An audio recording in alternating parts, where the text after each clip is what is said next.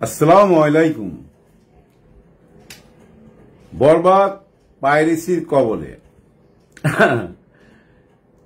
বরবাদ পাইরেসির কবলে কে বলে? প্রডিউসার নিজেই বলছে, ডাইরেক্টর নিজেই বলছে। ওনারা থানায় জিডি করছে, আবার প্রেসের সামনে এসে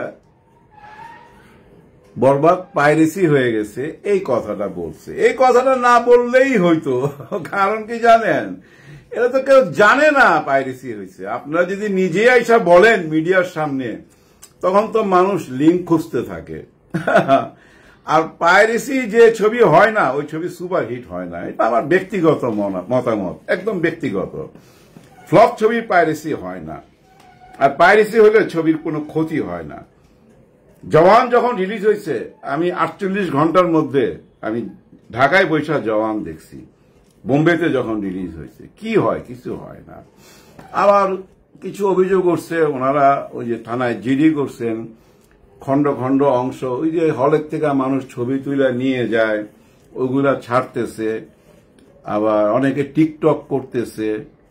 আরে ভাই, টিকটক করলে ভালো তো, কোনো ক্ষতি হবে না আপনার ছবি, কোনো ক্ষতি হবে না। এই যে খন্ড খন্ড অংশ ছাড়ে না, এতে আরো পাবলিসিটি হয়। যারা হলে যাবে ওরা হলেই যাবে, আর যারা হলে যাবে না তাদেরকে আপনি বুঝছেন বিরিয়ানির টাকা দিলেও যাবে না। ভক্তকুল এমন জানেন, ওই ছোট পর্দায় দেখে তাদের মন ভরে না, বরঞ্চ ওই ছোট পর্দায় টিকটক খন্ড খন্ড অংশ এগুলো দেখে না উৎসাহ বাড়ে বাড়ে।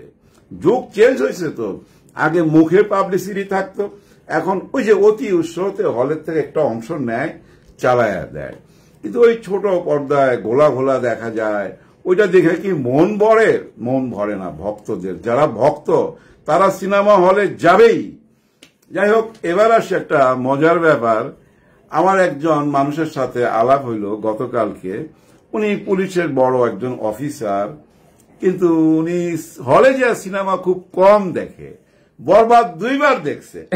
বরবাদ 2 বার দেখছে। উনি একসময় প্রচুর সিনেমা দেখতো, আমার সাথে আলাপ হয় মাঝে মাঝে। উনি ছবির মেকিং বুঝে, আমাকে বলতেছে এই ছবির মেকিং বাংলাদেশে সব ছবি ছাড়াই গেছে। আমাকে বলতেছে, আমি তাই নাকি? আমাকে আপনি দেখেন নাই? আমি যে দেখছি বলতেছি না, বুঝছেন? না, আপনি দেখবেন ছবিটা। আমি 2 বার দেখছি, একবার কোন হলে জানি দেখছে, আর একবার মধুমিতা দেখছে। 200 টাকার টিকিট 600 টাকা দিয়া ওনারা 5-6 জন গেছে। আমার কাছে এত ভালো লাগছে যে আমি আরেকবার দেখব। তেমনি এই ছবিটা মিডনাইট শো চলতেছে এই কারণে, এবং আপনারা শুনতেছেন যে এই ছবিটা তুফান 14 দিনে যা আয় করছে, এই ছবি 5-6 দিনই সেটা আয় করে ফেলছে, এরকম একটা কথা শোনা যাচ্ছে। অনেকে বিশ্বাস করতে চায় না, বলে যে ভাই তুফানে তো এতগুলোই হল ছিল, তো এইটা তো কতগুলাই তো হল, কিভাবে বেশি ব্যবসা করলো? 14 দিনের ব্যবসা 5-6 দিনে কইরা ফেলাইলো। ঘটনা কি জানেন ভাই, ওই যে মিডনাইট শো, এরকম ঘটনা খুব কম ঘটছে সিঙ্গেল স্ক্রিনে, বুঝছেন? অনেক জায়গায় মিডনাইট শো চালাইতে বাধ্য হয়েছে। আমার পরিচিত একজন বুকিং এজেন্ট, মানে সিনেমা হল আর সিনেমার মালিকের, মানে ছবির মালিকের মাঝখানে যে মানুষটা, ওনারা বুকিং এজেন্ট বলা হয়। ওনার 10টা সিনেমা হল বড় বড়। ওনার সাথে আমার ঘন্টা খানিক আগেই আলাপ হয়েছে। উনি আমাকে এক কথায় কি বলছে জানেন? দেখেন, আমরা কখনো রিপোর্ট নেই না। আমরা কি করি জানেন? হলের মালিককে ফোন করি ছবিটা রিলিজের একদিন পরই, যে ভাই কেমন, কি ব্যাপার বলেন তো, কেমন ব্যবসা করতেছে, খুশি নাকি আপনারা, এত টাকা দিয়ে নিচ্ছেন? আমারে বলতেছে যে আফসারি ভাই, আমি বেশি টাকা দিয়ে ছবি নিচ্ছি দেখা আমাকে চান্দাই পর্যন্ত ওনারা বলছে যে রিস্ক নিলেন আপনি, আপনি কিন্তু আমাদের ডুবাই দিলেন নাকি জানি না। ঈদের পরের দিন বলে যে ভাই এরকম ছবি চাই। দেখেন, সবাই খুশি। তার মানে কি, হলের মালিকরা যখন খুশি, কেন খুশি এটা তো বুঝতেই পারেন। হলে লোক ঢুকতেছে, প্রচুর লোক ঢুকতেছে, এবং বয়স্ক লোকও দেখতেছে। আমি যেটা প্রথম দিন বলছিলাম, এই ছবিটা মেয়ে মানুষ দেখবি কি না, আমার মনে একটু সন্দেহ ছিল। ওই সন্দেহটার আর কোনো কারণ নাই। প্রচুর মেয়ে মানুষ দেখতেছে, আর মেয়ে মানুষ দেখলেই তো বুঝেন, একসাথে 2 জন যায়, 3 জন যায়। হলে আমি দেখলাম এই যে সিনেপ্লেক্সের সামনে দাঁড়ায়া আমাদের হৃদয়, মেহেদী হাসান হৃদয় ইন্টারভিউ দিতেছে। ওইখানে বলতেছে তার একটা শু কমায় দিছে বা 2টা শু কমায় দিছে। আমি জানি না এই ধরনের কথা বলার কি দরকার। হল মালিকটা যখন সিদ্ধান্ত নেয় না, কিছু বুঝা শুনা নেয়, কিছু নিয়ম কানুনের ব্যাপার আছে। মনে করেন আপনার এখানে 6টা হল আছে বা 5টা হল আছে, এর মধ্যে আপনি একটা ইংলিশ ছবি চালাইতে হবে, 2টা শো দিতে হবে ভাই, নিয়ম অনুযায়ী কিছু নিয়ম থাকে। তো ওই ইংলিশ ছবিকে ওই শোটা দিছে, এমন না যে বরবাদের একটা শো কমায় দিয়া দাগিকে দিছে বা জঙ্গলিকে দিছে, ওটা নিয়মের মধ্যে, ওগুলো এড়ায় যাইতে হয়, তাই না? হলের মালিকের সাথে ডাইরেক্টর প্রডিউসারের মধুর সম্পর্ক রাখতে হয়।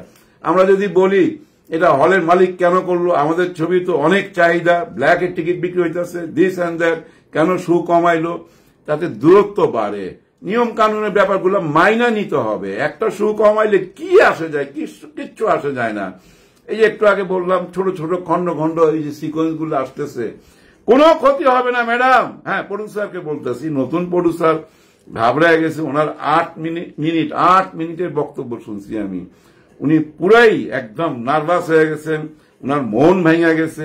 উনি মনে করতেছে এই ছবিটা ব্যবসায় বিরাট ক্ষতি হবে, হলওয়ালাদের ক্ষতি হবে, অনেক কিছু চিন্তা করতেছে। না, আপনি একদম নিশ্চিন্তে থাকেন, যে ছবি পাইরেসি হয় না ওই ছবি সুপারহিট হয় না। তো সুপারহিট ছবিগুলোই পাইরেসি হয়।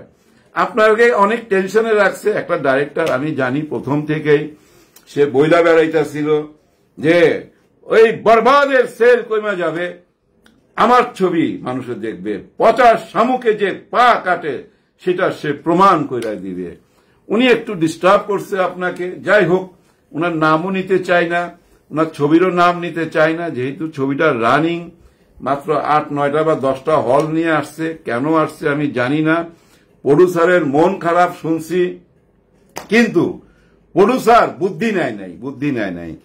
ওনার বুদ্ধি নেওয়া উচিত ছিল ওনার হিরোর কাছ থেকে, যে হিরো আমি তো ছবিটা আনতে চাই। হিরো কিন্তু আপনাকে বুদ্ধি দিছিল, খেয়াল করে দেখেন, মনে হয় দিচ্ছে, আমার মনে হয় যে এখন আইসেন না। কারণ কি জানেন, ছবিটা যদি সলো টাইম আসতো, একদম এককভাবে যদি আসতো, যে কোনো সময়, ধরেন এই যে আমাদের পয়লা বৈশাখ আসতেছে, শুভ নববর্ষ আসতেছে, এই দেশে অনেক আনন্দ ফুর্তি হবে, তখন মানুষ কিন্তু বাইরে ঘর থেকে বের হবে, তখনও দিতে পারতো। বা যদি একা আসতো যে কোনো সময়, কারণ এত বড় নায়কের ছবি টেবিল কালেকশন পেত ভাই, পেত, মানুষ যাইতো, হলে যাইতো। এখন হয়ে গেছে কি বুঝছেন, ওই যে বাজেটের মধ্যে পড়ে গেছে। একটা মানুষ মনে করেন সে ধরেন সাকিবের ছবিটা দেখবে, বা দাগি দেখবে, অথবা পুষ্পা দেখবে, এরকম একটা হইতে পারে, 2টা ছবি দেখবে, ম্যাক্সিমাম মানুষ একটাই দেখে। আবার যদি অনেকে ভাল লেগে যায় বেশি, যে আমি বরবাদ 2বার দেখবো, তাহলে তা অন্য ছবিগুলো দেখবে না, এত বাজেট তো নাই। সিনেপ্লেক্সে একটা ছবি দেখতে গেলে বুঝছেন, 3জন লোক নিয়ে গেলে মিনিমাম 2-2.5 হাজার টাকা চলে যায়।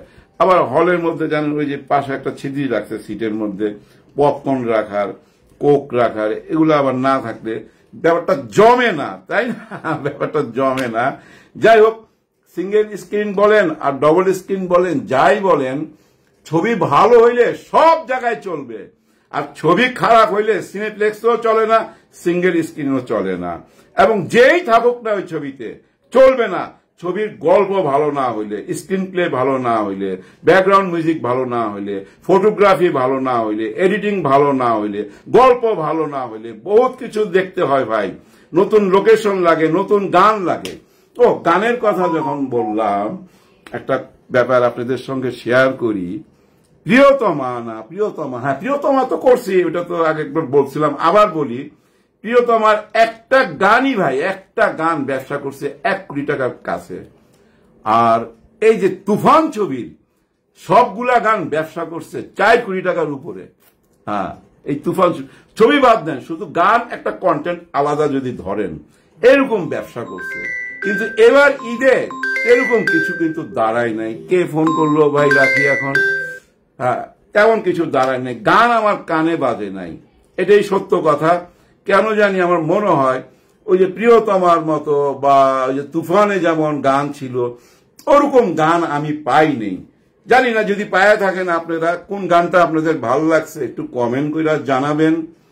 ও আরেকটা কথা আমি বলি, এবার ঈদে যে ছবিগুলো রিলিজ হয়েছিল, যেমন জিন, আমি জানি না আমাদের আজিজ সাহেব, ওনার জাস্ট মাল্টিমিডিয়া এত বড় প্রতিষ্ঠান, উনি কেন গত 2-3 বছর এক জিনের পিছনে আটকে আছে? হ্যাঁ, জিনের মধ্যে আটকে গেছে, জিনের বাইরে আর যাইতে পারতেছে না। হ্যাঁ, আপনি জিনের বাইরে যান, জিনে আপনারা ধরে ফেলাইছে, ঝাড়ফুঁক করান।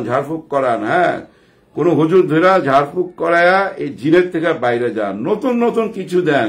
আপনি এই দেশে অনেক নায়ক দিচ্ছেন, অনেক নায়িকা দিচ্ছেন, অনেক ভালো ভালো ছবি দিচ্ছেন, ওইদিকে যান। এই লো বাজেটের এগুলা ইউটিউব কন্টেন্ট বা ওই যে ওটিটির জন্য বানায় সিনেমা হলে দিয়েন না। এবার আসি আরেকটা কথায়, যেটা আমার খুবই ভালো লাগছে। আমার একজন প্রিয় শিল্পী মোশাররফ করিম, উনার যে ছবিটা রিলিজ হয়েছে চক্কর 302, এই ছবিটা কিন্তু যারাই দেখতেছে সবাই ভালো বলতেছে। প্রথম দিকে কিন্তু আমি তেমন কিছু আওয়াজ পাই নাই, কিন্তু আমার মধ্যে কৌতূহল জাগতেছে ছবির গল্পটা নাকি ভালো। যেভাবেই বানাক, ওটিটির জন্য বানাইছে, সিনেমা হলে রিলিজ করছে, ওনার একটা আলাদা অডিয়েন্স আছে, আর উনি খুব পাওয়ারফুল আর্টিস্ট, খুব পাওয়ারফুল, ওনাকেও লোকে দেখতে যাচ্ছে। তার মানে বরবাদ তো আছেই, দাগি আছে, পুষ্পাও টিকা আছে, এবং চক্কর, এই যে মোশাররফ করিম সাহেবের ছবিটা। কিন্তু আর দুইটা ছবি, ওই দুইটা ছবি, একটা জিন কথা বললাম, আরেকটার নাম নিমু না, কারণ কি ওই নামটা এই জন্য নিতে চাইতেছি না জানেন, খুব প্রিয় হিরোর একটা ছবি।